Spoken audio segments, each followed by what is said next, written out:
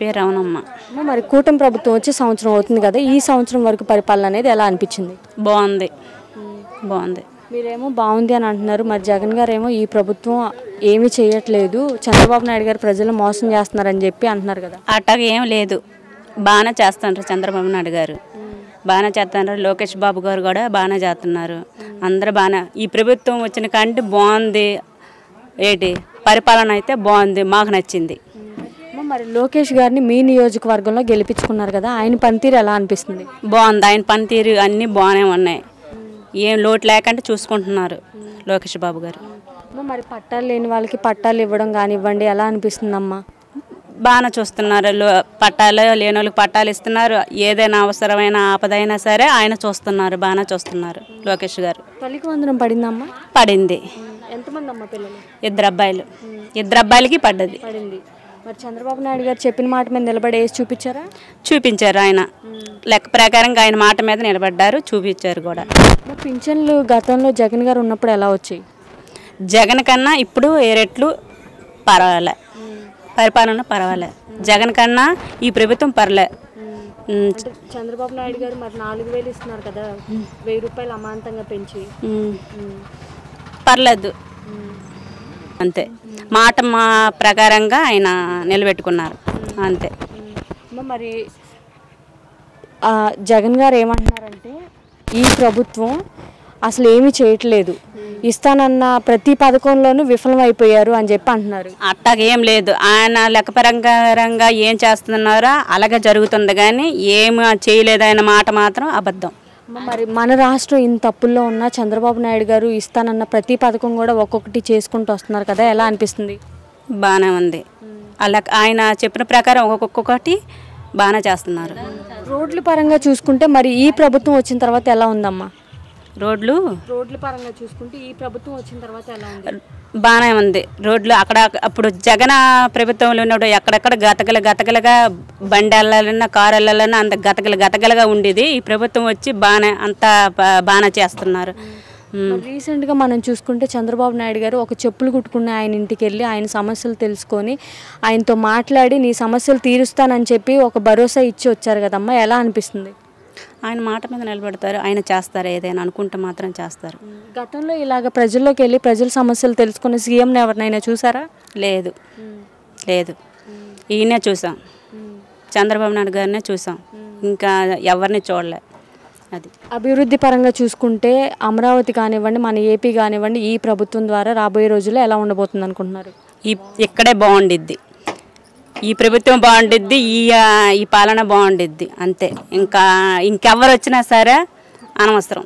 Next వచ్చే ప్రభుత్వం మాదే, 30 ఏళ్ళు మాదే పరిపాలన అని జగన్ గారు అంటున్నారు. మేము వచ్చాక ఒక్కొక్కరికి సినిమా చూపిస్తాం అంటున్నారు. అదంతా ఉట్టిదే. అప్పుడు చూపెట్టారు సినిమాలు, సొక్కలు చూసాము, తినడానికైనా దేనికైనా ఇబ్బందులు పడ్డాము. ఈ ప్రభుత్వం వచ్చిన కంటే ప్రశాంతంగా ఉంది, అంతా పరిపాలన బాగుంది, అంతా బాగానే ఉంది అంతే. జగన్ది అంతా ఉట్టుట్టే పరిపాలనే కానీ ఇంకేం లేదు.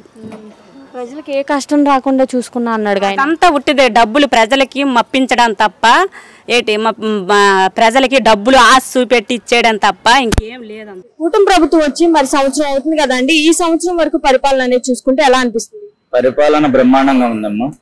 కూటమి ప్రభుత్వంలో చెప్పాల్సింది లేదు. చంద్రబాబు ఒక బ్రాండ్, ఇంక చెప్పేది ఏముంది? చంద్రబాబు నాయుడు బ్రాండ్ అని మీరు అంటున్నారు, చంద్రబాబు నాయుడు మోసం చేస్తాడు ప్రజల్ని అని చెప్పి జగన్ గారు అంటున్నారు. మోసం చేసే మా 5 సంవత్సరాలు 11కు వచ్చింది, 154 నుంచి 11కు వచ్చింది. మోసం చేయకుంటే ఇంక 10 సంవత్సరాలు సీఎం గా ఉండు. మోసం చేసే ప్రజలు ఊరికే ఉండరుగా, ప్రజలకు బ్రహ్మాండంగా తెలుసు. నాయకుడు ఇంతకుముందు నాయకులకు 2 నాలుగులు ఉండేటి, ప్రజలకు 1 నాలుగే ఉండేది. ఇప్పుడు ప్రజలకు 2 నాలుగులు అయినాయి. ఇబ్బంది ఏం లేదు, బ్రహ్మాండంగా తెలుసు ఎవరు ఏం చేస్తున్నారో ఎటు చేస్తున్నారో కూడా. వృద్ధులకు, వికలాంగులకు, వీళ్ళకందరికి ఇంటికి డోర్ డెలివరీ ఇప్పుడు ఎత్తుకొని వేస్తున్నారు. బాగా యాక్టివ్ గా ఉండే వాళ్ళు స్టోర్ దగ్గర ఎప్పుడైనా పోయి రేషన్ తీసుకోవచ్చు. ఇది మంచి పద్ధతి అంటావా? నీకోసం కాపలా కాసేది మంచి పద్ధతి అంటావా? నువ్వు ఎప్పుడు వచ్చి పోతావో తెలియదు. ఈ సందులోకి వచ్చావు, ఈ సందులోకి నువ్వు ఎప్పుడు వస్తావని నేను కాసుకొని ఉండాలి, పనికి పోకుండా సాలిచ్చి. అదే కదా జరుగుతుంది.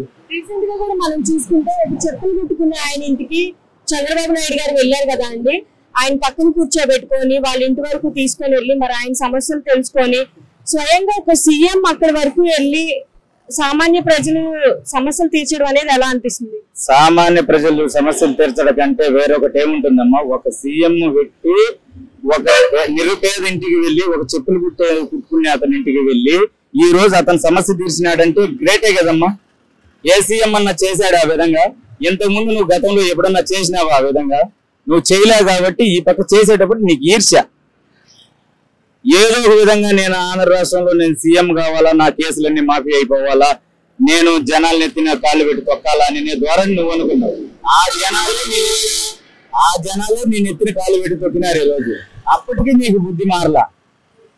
ఆయన అన్నారు కదా అండి, ఈ ప్రభుత్వం అన్ని విధాలుగా విఫలం అయిపోయింది కాబట్టి నెక్స్ట్ వచ్చే ప్రభుత్వం మాదే, 30 ఏళ్ళు మాదే పరిపాలన, రప్ప ఆడిస్తాము, మామూలుగా ఉండదు, మేము వచ్చాక ఒక్కొక్కరికి సినిమా చూపిస్తాం అంటున్నారు. అమ్మా, గంగమ్మ జాతరలో పొట్టేలు నరిగేటి నరుగుతారన్నావు. జనాలు కూడా నిన్ను గంగమ్మ జాతరలో పోలేరమ్మ పెట్టి పంపించారమ్మా. సరిపోయింది. ఇంకేం రప్ప ఆడతావు నువ్వు? విఫలమైంది కాదు, మునుపు కూడా చెప్పావు నువ్వు 30 సంవత్సరాలు నేనే సీఎం అని చెప్పినావు. 5 సంవత్సరాలకే 154 నుంచి 11కు వచ్చినావు. ఇంకేం రప్ప ఆడిచ్చావు? అధికారంలో ఉన్నప్పుడు ఒక విధంగా, ప్రతిపక్షంలో ఉన్నప్పుడు హోందాతనంగా ప్రవర్తించి నువ్వేదో కియో ముర్రో అని భంగపడుకోవాలి ప్రజలను. నువ్వు భంగపడుకునేది భావించి నువ్వు భయపడిన ఎవరున్నారు? ఇప్పుడు ప్రజలు భయపడతారా?